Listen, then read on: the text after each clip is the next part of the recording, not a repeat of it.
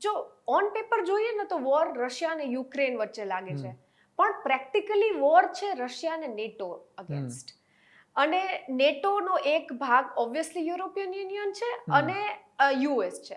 એટલે રશિયાનો war Ukraine જોડે નથી, એનો આ લોકો જોડે વોર છે. અને એ વોર આટલા ટાઈમ સુધી કન્ટિન્યુ કેમ ચાલી રહ્યું છે એ બી એક ઇન્ટરેસ્ટિંગ ક્વેશ્ચન છે. બીકોઝ રશિયા ઇઝ ડિમાન્ડિંગ કે અમે વોરમાં જે યુક્રેનનો જે લેન્ડ કેપ્ચર કર્યું છે અમારા પાસે જ રહે. એ પ્રોમિસ માંગી રહ્યું છે કે યુક્રેનની અંદર ઈયુની કે અમેરિકાની આર્મી ના રહે. એ પ્રોમિસ માંગી રહ્યું છે કે યુક્રેન નેટો જોઈન ના કરે. એટલે અત્યારે પણ અને પહેલા દિવસથી રશિયા નેટો જોડે ફાઇટ કરી રહ્યું છે, યુક્રેન જોડે ફાઇટ નથી કરી રહ્યું. અને જે પણ આપણા વ્યુઅર્સ છે આમાં એક જીઓપોલિટિક્સનો એક બહુ ઇન્ટરેસ્ટિંગ રૂલ પણ સમજવા આવે છે કે જો રશિયા ચાહે તો યુક્રેનને ખતમ કરવામાં એ લોકોને મહિનો ના લાગે.